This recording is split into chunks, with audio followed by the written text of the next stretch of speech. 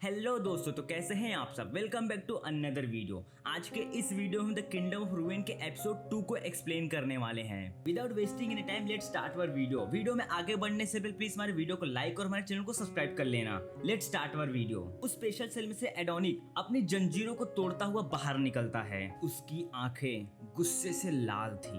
एडोनिक बाहर निकलते ही गार्ड के ऊपर टूट पड़ता है और उसकी स्टिक को उसके गले के आर पार कर देता है। हम देखते हैं कि एक गार्ड एडोनिक को पीछे से शूट करने के लिए आता है, पर एडोनिक ने जिस गार्ड को मारा था उसकी ही नाइफ निकाल के उसके सर पे शूट करता है। एंड वहाँ पे तीसरा गार्ड खड़ा होकर ये देख के डर गया था। वो अपनी बंदूक निकाल के उसे शूट करने ही जा रहा था, पर एडोनिक ने उसकी बंदूक से उसी को शूट कर दिया। डोरका ये सब देख के काफी ज्यादा डर जाती है। एडोनिक ने गन पॉइंट को सीधा डोरका के सर के ऊपर लगाया, पर एडोनिक ने डोरका के सर पर नहीं बल्कि उसके जंजीरों पर शूट किया, जिससे अब डोरका आजाद हो जाती है। तभी गार्ड्स को हाई अलर्ट पे कर दिया जाता है। उन्हें यह कमांड मिल जाता है कि एडोनिक जहां दिखे उसे वहीं पर शूट कर दो। उसके बाद हमें नेशनल सिक्योरिटी ब्यूरो का सीन दिखाया जाता है। NCB director senior executive Yamato ने अपने एक कमांडर से इस बात को डिस्कस किया और उसे अपनी प्रॉब्लम को बताया, और वहाँ की वॉइस डायरेक्टर ने भी उसे कमांड दिया कि इस प्रॉब्लम को जल्दी से जल्दी सॉल्व करो। हालांकि कमांडर काफी ज्यादा कॉन्फिडेंट था। उसने कहा कि मैं अपनी सुप्रीम पावर का यूज करके उसे जल्दी टेक डाउन कर दूंगा, और ये बात बोलते ही वहाँ से चला जाता है। अब हम देखते हैं कि वो कमांडर अपने आप को कम्प्लीटली एक वेपनाइज्ड सूट में ट्रांसफॉर्म कर लेता है। सेकंड सीन में हम देखते हैं कि जेल का चीफ काफी ज्यादा रिग्रेट कर रहा था। वो खुद को ही ब्लेम कर रहा था कि ये सब मेरी गलती है। एक लड़की ने मेरे फोन को छीना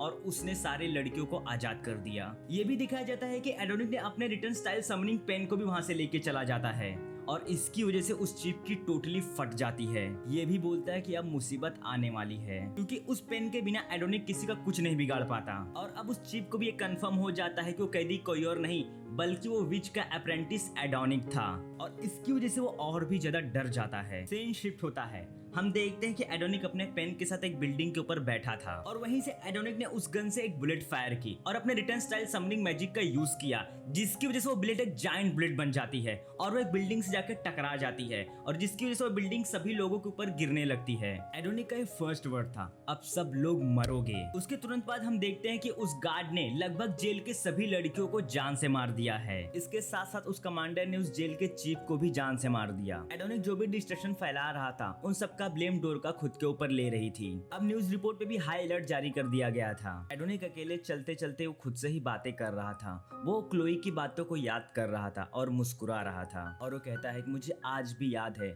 तुम्हारा वो लास्ट वर्ड, तुम्हारी आवाज और तुम्हारा वह चेहरा। पर उतने में उसके आसपास के लोगों ने उसे साइको कहना स्टार्ट कर दिया, और उतने में ही उसने रिटर्न स्टाइल समनिंग मैजिक से एक जायंट रोबोट को वहां पर समन किया, जो कि जमीन के अंदर से निकला था। इतने बड़े डिस्ट्रक्शन के बाद गाड़ियां एक दूसरे से टकरा रही थी, इवन पुलिस स्टेशन में भी घुस जा रही थी। पर सीरियसली इतने बड़े जायंट स्टैचू को देख के पुलिस वाले भी डर जाते हैं। बिल्डिंग के गिरने की वजह से काफी लोगों की जान जा रही थी, पर एडोनिक रेडिया एम्पायर जा रहा था उस इंपीरियर के पास उसे मारने के लिए। अब सभी मिलिट्रीज हाई अलर्ट पर जा चुकी थी। डायरेक्टर्स ने एडोनिक को रोकने के लिए लगभग सभी मिलिट्रीज को तैनात कर दिया था, पर इनमें से कोई भी एडोनिक को नहीं रोक पा रहा था। वो किलिंग मशीन की तरह सिर्फ आगे ही बढ़ रहा था रेडिया एम्पायर की तरफ, और उसके रास्ते में जो भी आ रहा था वो सबको जान से मार दे रहा था। इतना एनफ नहीं था। एडोनिक ने अपने रिटर्न स्टाइल समनिंग मैजिक से एक बुलेट बेल को वहां पर समन किया। उसने मिलिट्री आर्मी को तो जान से मारा ही, पर वहां के जो रेजिडेंशियल पीपल्स थे उनके ऊपर भी उस मशीन गन से उसने फायर की, और लगभग सभी लोग मर गए थे। और ये सब करने का एडोनिक को 1% भी गिल्ट नहीं था।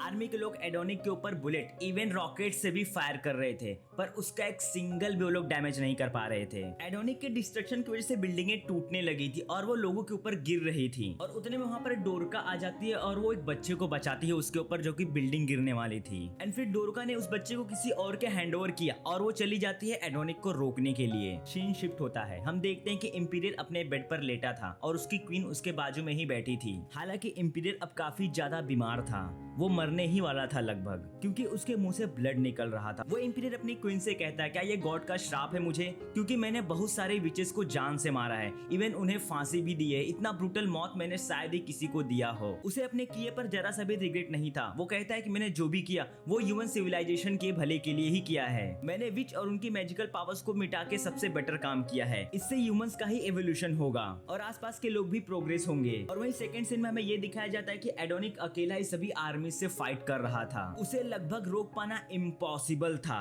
एडोनिक ने लगभग सभी मिलिट्री वालों को जान से मार दिया था। वो एक मिलिट्री वाले को अपने हाथ से ऊपर उठा के बोलता है कि मैं तुम्हें छोड़ूंगा नहीं। और फिर वहाँ पर डोरुका आ जाती है। वो एडोनिक को समझाती है कि तुम ये सब क्यों कर रहे हो, क्या तुम्हें इसका पछतावा नहीं है। वो बोलते हैं कि तुम इनोसेंट लोगों को क्यों मार रहे हो। इनोसेंट वर्ड सुन के एडोनिक और भी ज्यादा गुस्से में आ जाता है और उस मिलिट्री वाले का गला ही दबा के जान से मार देता है। और उसके ठीक बाद एडोनिक डोरुका को भी जान से मारने जाता है। डोरुका एडोनिक को समझाती है कि मैं भी एक विच हूँ और हम दोनों मिलकर क्लोई को जिंदा कर सकते हैं। पर एडोनिक को डोरुका की बातों पर भरोसा नहीं हो रहा था। वो बोलता है कि सारी विचेस मर चुकी हैं, तुम झूठ बोल रही हो। पर सच में जब उस तलवार को एडोनिक ने डोरुका के सर पर लगाया तब उसको क्लोई की याद आई और वो अपने घुटनों पर बैठ के रोने लगता है। और वो डोरुका से भीख मांगता है कि प्लीज तुम क्लोई को जिंदा कर दो, तुम जो चाहो कि मैं वो करूंगा तुम्हारे लिए। और फिर डोरुका ने जैसे ही अपना हाथ एडोनिक को दिया उसे उठाने के लिए, उस कमांडर ने पीछे से डोरुका के ऊपर गोली से शूट किया और वो वहीं पर मर जाती है। एपिसोड सेकंड यहीं पर खत्म होता है। नेक्स्ट एपिसोड को जानने के लिए प्लीज हमारे वीडियो को लाइक और हमारे चैनल को सब्सक्राइब कर लेना। अब मिलते हैं नेक्स्ट वीडियो में।